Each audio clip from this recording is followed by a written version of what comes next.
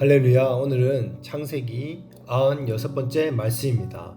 오늘은 에서와 야곱의 그 인간적인 면과 영적인 면의 차이를 통해서 하나님께서 말씀하시기 원하시는 것들을 함께 알아보도록 하겠습니다.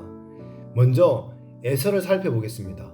에서는 말씀을 통해서 보면요, 몸이 붉고 털이 많은 사냥꾼으로, 그리고 남자답고 외향적인 성향이 묘사되고 있습니다.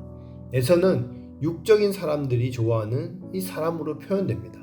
당시 세상 사람들이 보기에는요, 이 에서 같은 사람이 인기 있는 사람이었습니다. 그리고 두 번째 에서는요, 사냥한 고기로 인간적으로 잘 섬기는 사람이었습니다. 사냥한 고기로 이 아버지를 대접하려고 하는 아주 효자다운 모습을 보여줍니다. 당연히 이러한 효자를 사람들은 어떻게 생각합니까? 칭찬합니다. 그리고 마지막 세 번째 에서는요, 육신의 그 배고픔을 참지 못하는 사람이었습니다. 이러한 사람의 이 특성은요, 혈기나 감정이나 기분에 휘둘리고 특별히 육적인 것을 참지 못하는 특성이 있습니다. 사실 성경에서 묘사된 이 에서를 인간적으로 보면요, 굉장히 장점이 많아 보입니다. 오늘날 인간적인 이 교회들은요, 이러한 인간적으로 훌륭하고 지식도 있고 말도 조리 있게 논리적으로 잘하고 리더십 있는 이 사람을요, 리더로 세우려고 합니다. 결국 인간적인 리더십이 그 인간적인 교회의 리더가 되어버리는 것입니다. 그럼 결국 교회는요, 인간적인 구조를 가진 그 교회가 되어버리고 맙니다. 그런데 이러한 구조를요, 누가 가장 좋아합니까? 바로 사단이 가장 좋아하고 잘 이용한다는 것을 우리는 알아야 됩니다. 이런 인간적인 구조로 되어 있는 교회는요, 성령님께서 역사하기가 힘들기 때문에 그렇습니다. 그럼 그런 교회는 당연히 어떤 사람들이 오고 어떤 사람들이 계속해서 남게 됩니까? 바로 인간적인 사람들입니다. 그런 사람들이 가장 은혜 받고 좋아하는 교회가 되어버린 것입니다.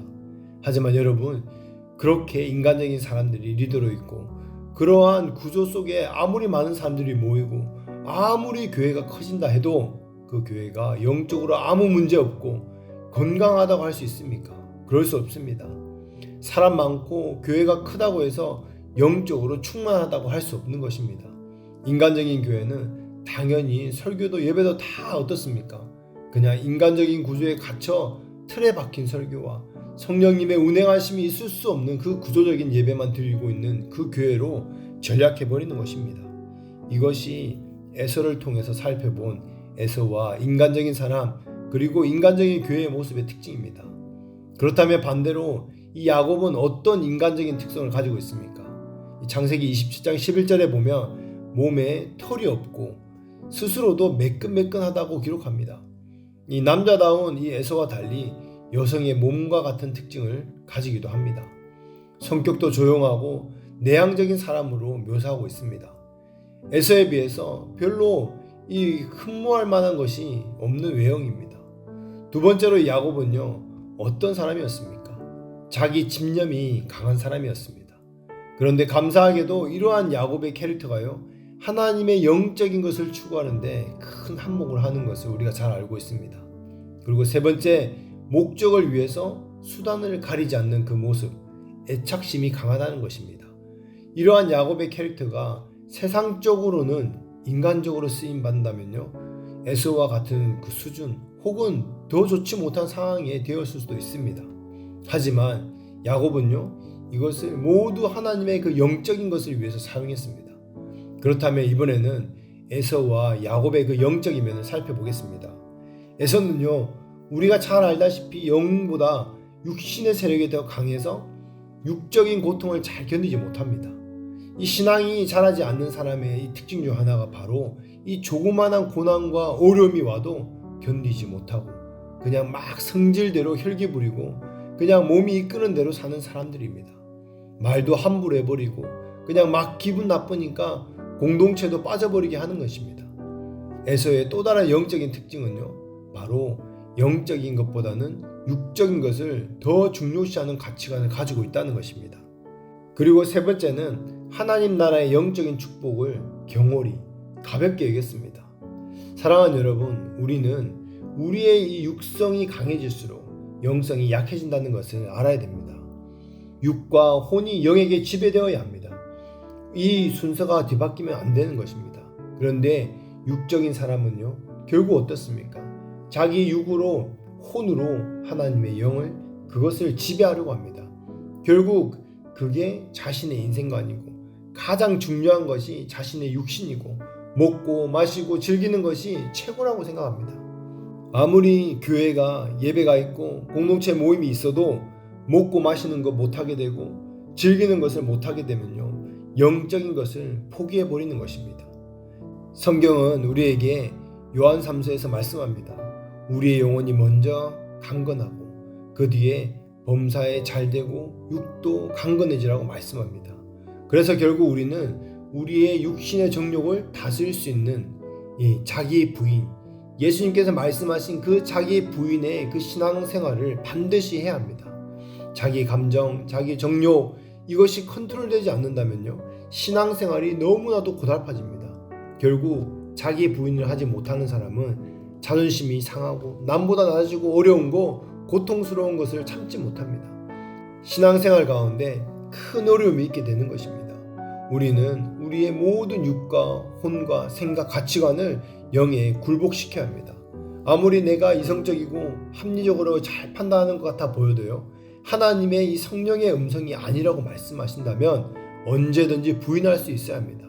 우리가 이성적으로 이해가 안 되고 합리적이지 않아 보인다고 해서 혼으로 영을 굴복시켜 버리면요, 안 되는 것입니다. 결국 그렇게 혼과 육을 영에 굴복시키지 않는다면요, 영이 자라가지 못하는 것입니다. 그냥 내가 이해되는 거기까지만, 내가 순종할 수 있는 딱 그 수준까지만 성장하는 것입니다. 그렇게 성장하지 못하고 미성숙하고 어린 신앙에 머무는 사람은 어떻게 됩니까? 영적인 차원, 더 높은 영적인 차원으로 들어가지 못하는 것입니다. 그냥 이 땅의 수준에, 육의 수준에 머무는 것입니다. 옳고 그름도 무엇입니까? 결국 혼적인 차원에서의 판단입니다.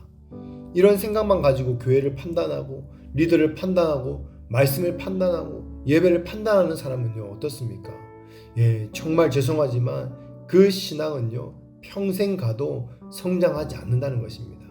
그냥 스스로가 감독의 자리, 재판관 자리에 앉아서 뭐가 옳으니 뭐가 맞느니, 교회가 이런 게 있어야지 저런 게 있어야지 이렇게 해야지, 목사님은 이렇게 해야지 저렇게 말씀하면 안 되지, 리더가 어떻게 저렇게 되냐, 다 판단하는 것입니다. 사랑하는 여러분, 심판관 자리에 앉아서 정죄, 판단, 비판하는 것은요, 누가 하는 것입니까? 사단 마귀가 하는 것입니다. 하나님의 마음을 가진 영의 사람은요, 그렇게 하지 않습니다. 빨리 우리의 영의 그 육신의 행실을 죽여야 그때부터 영이 살아나고 진짜 신앙생활이 시작되는 것입니다. 아직 영적인 세계에 접근하지 못했는데 혼으로, 육으로 옳고 그름을 판단한다면요, 그런 사람은 스스로 영을 자꾸 죽이는 것밖에 되지 않습니다. 야곱의 이 두 번째 영적인 특징이 무엇입니까? 영적인 면에서 경건하고 온전하고 순결했습니다.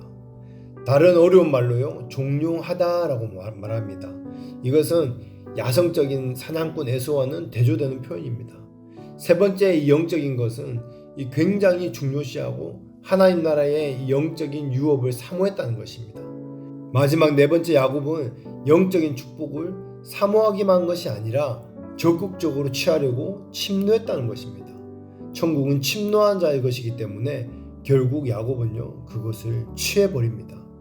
야곱은 에서와 비교해서 겉으로 보기만 하는 것과 달리 인간적으로, 세상적으로 부족하고 잘난 것도 별로 없고 소질 있는 것도 별로 없고 많이 부족해 보입니다. 하지만 영적인 것을 추구하는 것만큼은요, 누구에게도 뒤지지 않았습니다. 사랑하는 여러분, 무언가 많이 배우고 많이 알고 인간적으로 뛰어난 사람, 육적으로 가진 것 많고 이성적으로, 혼적으로 발달되어 있는 것을 부러워하지 마십시오. 오히려 그런 것들은요, 우리의 신앙을 발전하고 영이 성숙해지는 것을 방해해드릴 수가 있습니다. 그러한 것들에 방해받지 않으려고 오히려 유익하게 되게 하려면요, 영으로서 컨트롤이 가능한 수준에 이르러야 됩니다. 하지만 대부분의 경우 영과는 반대로 작용하기 때문에 오히려 영이 짓눌리고 영이 죽어버리는 이유가 그것 때문에 그렇습니다. 이건 뭐 똑똑한 사람, 뛰어난 학자, 신학자 할 것 없이 다 똑같습니다. 그냥 혼만 죽으라고 발달시키고 공부만 죽으라고 하는데 하루에 1시간 10분도 기도하지 못한다면요. 예배에 집중하지 못하고 영적인 것에 대한 그 침노함이 없다면요. 결국에는 그 자신의 그 영을 다 죽이게 만드는 것입니다. 저는 지금 학문이나 신학의 무용론을 말하는 것이 아닙니다. 중요한 것은요. 어떤 학문이든 간에 우리의 영이 먼저 자라고 성숙해져서 그것들을 충분히 담아내고 커버할 수준이 되어야 한다는 것입니다. 영은 내팽개쳐주고 혼만 죽으라고 발달시키다가 영유현상으로 영이 다 죽어버리는 일이 없기를 바랍니다. 똑똑하고 지혜로워지는 것이 더 중요한 것이 아닙니다. 중요한 것은 내가 영적인 것을 먼저 선택하느냐 하는 것입니다. 사랑하는 여러분, 똑똑하다고 해서 리더가 되는 것이 아닙니다. 뭔가 좀 겉으로 보기에 나이스해 보이고 잘해 보인다 해도 목자가 되고 영향력 있는 자가 리더가 되는 것이 아닙니다. 결국 자기를 부인하고 미련해 보이기까지 영적인 것을 선택하는 사람, 아주 논리 있고 조리 있게 잘 말할 수 있음에도 불구하고 그 입 닫고 오히려 주님 앞에 기도하며 나아가는 사람, 살려고 발버둥 치는 것보다 겸손하게 죽는 것을 더 귀하게 여기는 사람, 혼과 육은 영을 위해서 언제든지 죽을 수 있는 사람이 결국 하나님의 사람인 것입니다. 할렐루야. 말씀을 마무리하겠습니다. 그래서 로마서 8장 5절과 6절에 우리가 너무 잘 아는 말씀입니다. 육신을 좇는 자는 육신의 일을, 영을 좇는 자는 영의 일을 생각하나니 육신의 생각은 사망이요 영의 생각은 생명과 평안이니라. 아멘.